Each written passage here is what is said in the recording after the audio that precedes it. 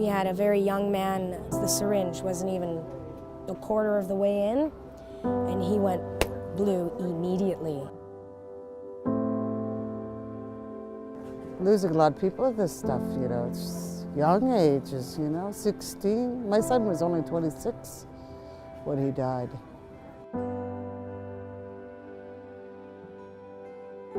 The worst thing to see is like those two white vans. Whenever somebody overdoses and dies, there's two white vans, and that's the, I guess, yeah, it's the coroner's vans. So whenever you see those two white vans, you know that somebody passed away and didn't make it.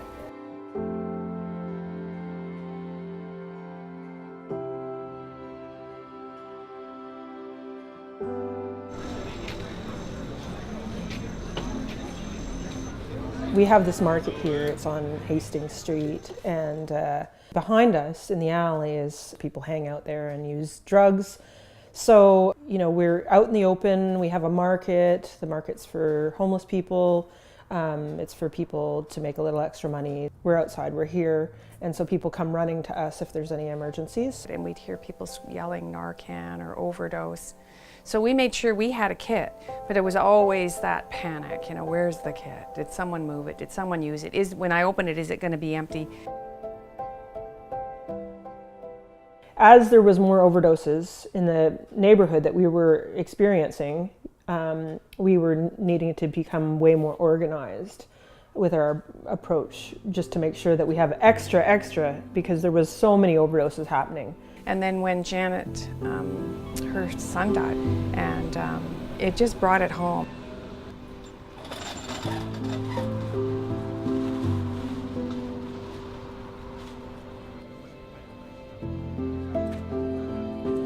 Well, on the 23rd of August, he came through the market. This past August. Him and his girlfriend, he knew I didn't like his girlfriend, so he looked at me and just walked out. He didn't look right. And then about an hour or so later, there was a young girl came and asked, "Where is Janet Charlie here?" And I said, "I'm right here." And that's when they told me Tyler collapsed, you know. Doesn't look like he's gonna make it. And I told that girl, I said, "Do you know what, you're not God. And don't say he's gone. He's not gone."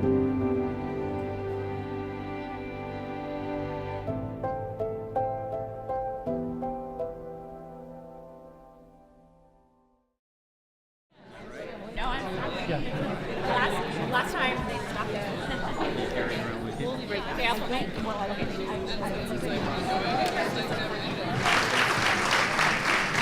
Thank you, Doug. Thanks, Doug, for that. And I just want to remind everybody that we're in the context of a public health emergency. Doug mentioned 6 months being fast in a legal community, and yeah, that's right. You know, 6 minutes is a long time if you're experiencing an overdose. And in the 90s, we had the same thing, and we had a public health emergency declared in 1997. You know, 6 years later, Insight opened its doors. 5 years later, Dr. Peter Center opened its doors. So it took that long for a community to mobilize, politicians to mobilize, and I mean, it's mind-numbingly slow, this change. I think it's painfully obvious that the response by the system, the institutions, is taking a long time.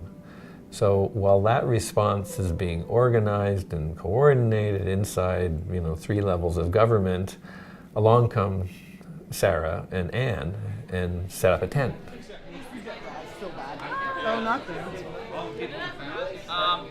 This show is raising money for the Overdose Prevention Society, who's present in the front row tonight. Give it up for the Overdose Prevention Society.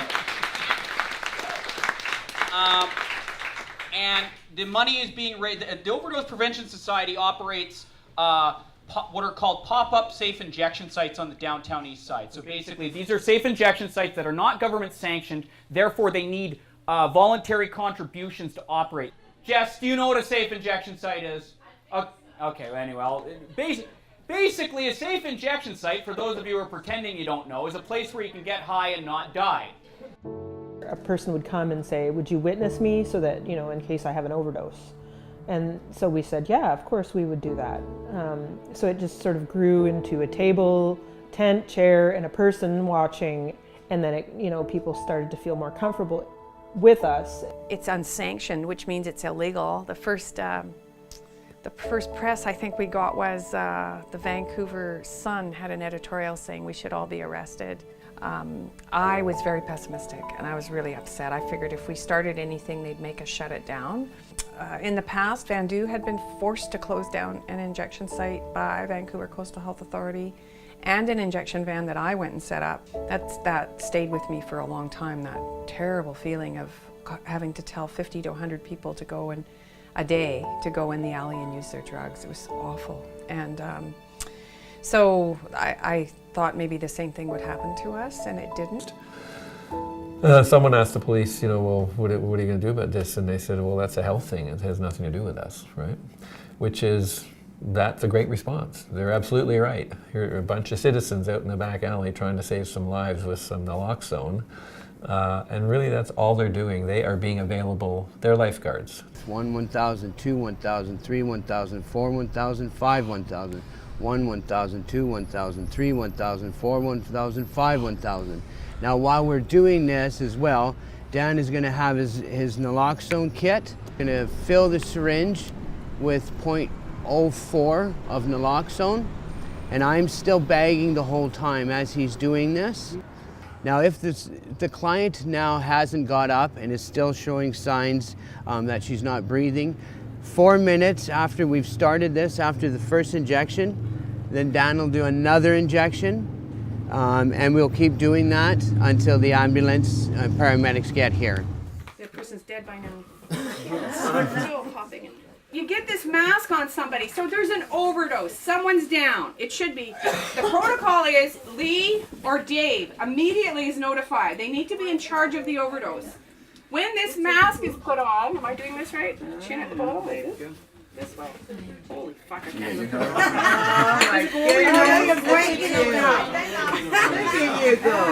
whatever. Once it's on, what I want to point out is that we need 2 people. Once someone's doing breaths, 2 people, because someone has to hold this mask. Am I doing this right? I'm doing this wrong.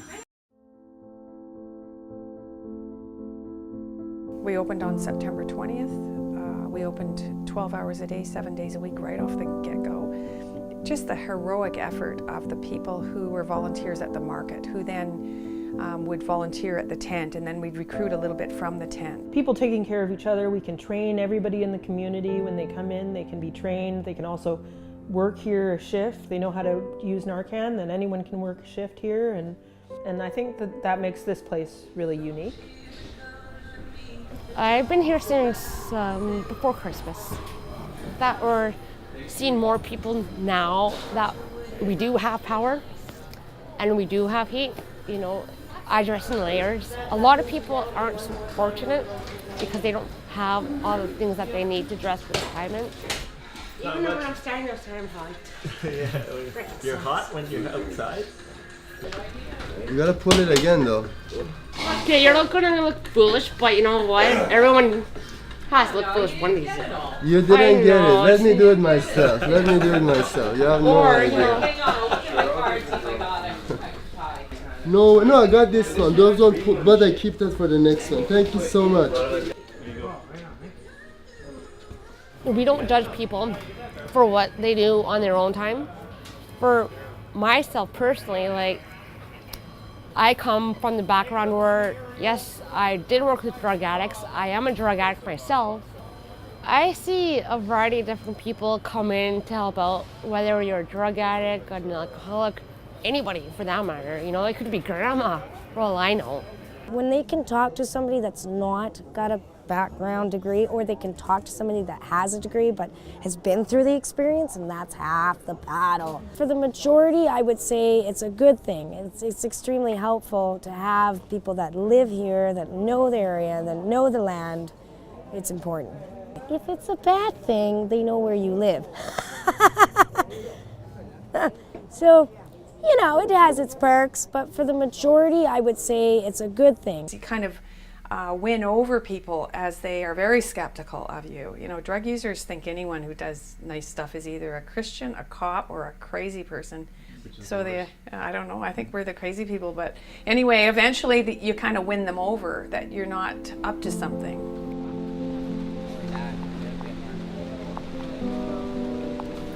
It's just easier to, I guess, use here than out on the street where you feel like there's always eyes watching you and you're being watched and judged, and you just don't get judged here. I've Narcan 29 people and saved them. And it's like the best feeling in the world when they wake up and like they're just so thankful that you saved their life. It's like there's no need to like thank me. Like, of course I'm gonna save you. I'm not gonna just let you lay there and die. Thanks, guys. 5, 4, 3, 2, 1. Drug users know they can feel the strength of things, and if they're in this kind of environment, it's so good for them to just be like, something is wrong, and that may be before they start to go under if they have that relationship with you. So Narcan has been seen as this magic bullet. It goes in and sits in the receptor and bounces the opiate off into the body, and it can reverse an overdose for a very short amount of time. What we really, really push for is for people to understand that even if you don't have Narcan, breathing for that person until EMS arrives is the life-sustaining thing. So if you put your chin to your chest and try and take a deep breath, hard, right? It's really hard. Put your chin up, try and take the same deep breath, a little bit easier, a lot easier.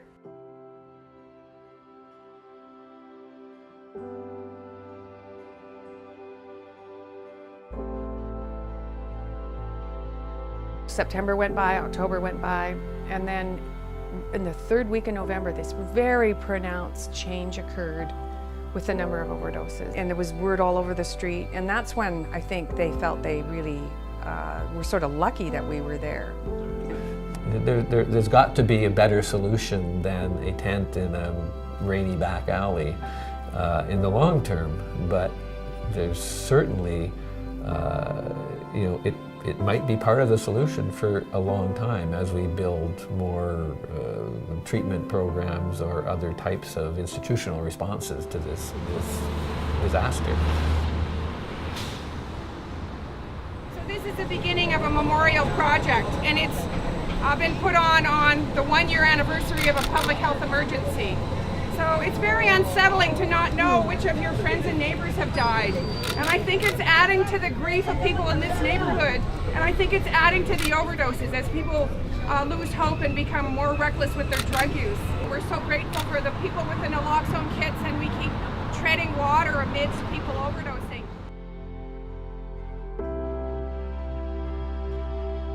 I rarely ever don't use in one of these sites. I just think it's almost selfish to go and do that just because you want to get high. You got to think about how it's going to seriously affect other people and affect their lives for the future. Like it's screwed up mine and destroyed mine because now I'm addicted to heroin, and I'm seriously addicted to it because people were just going and using, my friends were just going and using, not thinking that it could kill them.